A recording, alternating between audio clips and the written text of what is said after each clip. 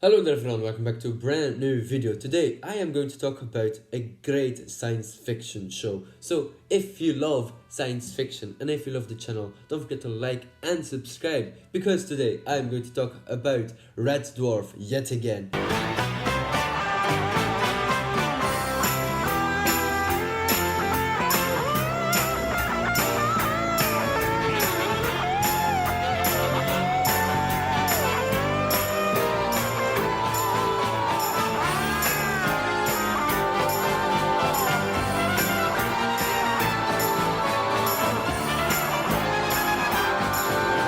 So, in my previous video about Red Dwarf, I talked about the episode called Crichton. Crichton is the first episode of season 2, and during the summer, I watched a lot of different episodes from the series. I was on vacation in Cornwall, and I was like, they have BBC iPlayer there, obviously. And I was like, you son of a bitch, amen. So I watched tons of Doctor Who and tons of Red Dwarf, obviously, like a real man should do, obviously, when he's on vacation. So alright, let's talk about some different episodes that I really liked.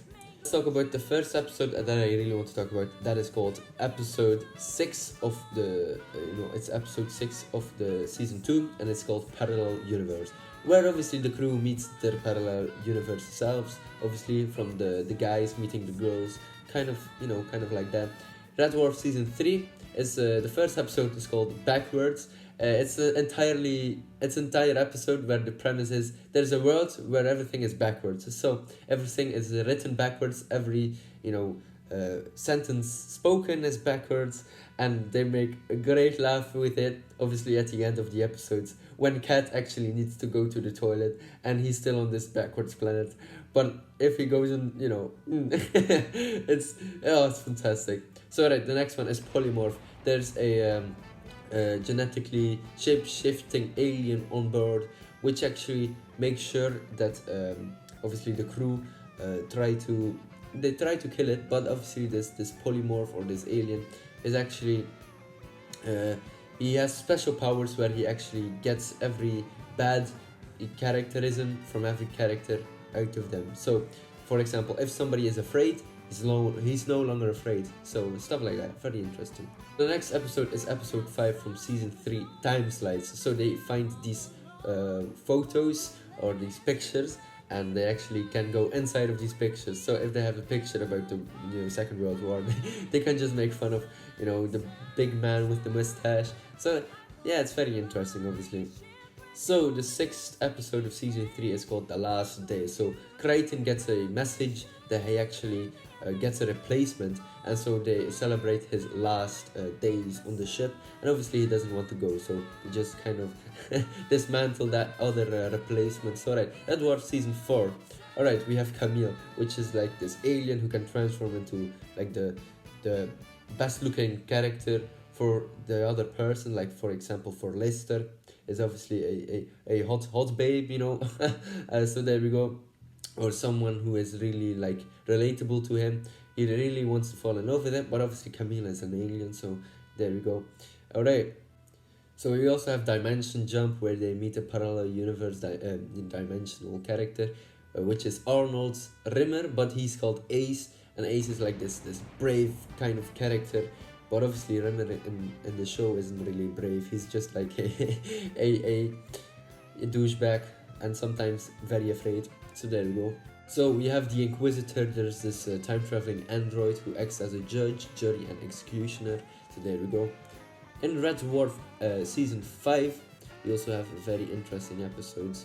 We have the Rimmer world, where obviously there's a world full of Rimmers, because Rimmer has gone to actually live another life. Rimmer world is actually also a world where Rimmer gets flown to, but he's all alone. But he can make artificial versions of himself, which these artificial versions of himself are kind of like him. So every time he is like, cocky or whatever, or stubborn, his characters are also very stubborn. So his new creations actually overthrow him and become like the new rulers of the world. So there we go.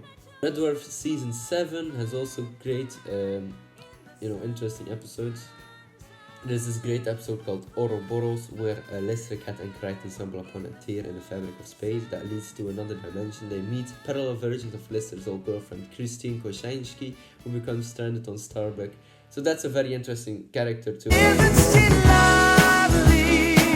And a very, very crucial episode too, because Ouroboros is actually the episode of how Lester was found in his box underneath a pool table. So there we go.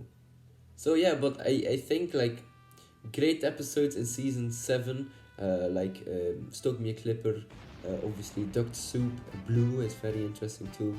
The Rimmer experience, like I talked about, obviously. It's very nice.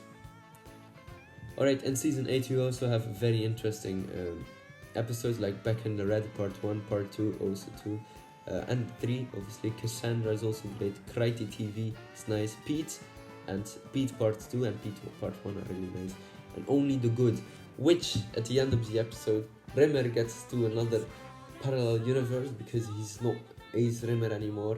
Anyway, I left a lot of episodes out, but I just want to talk about the episodes that I still do remember from a few months ago.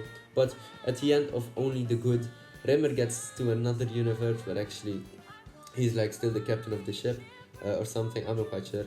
And he's like in the normal universe, he's like a nobody, but in the other universe, he's like the captain of the ship, and he gets treated by the normal captain of the ship to be like the captain of the ship. Anyway, it's confusing. But at the end of the episode, it actually gets explained that Rimmer can't go back to his normal reality, and the death, literally the embodiment of death, is there to kill him.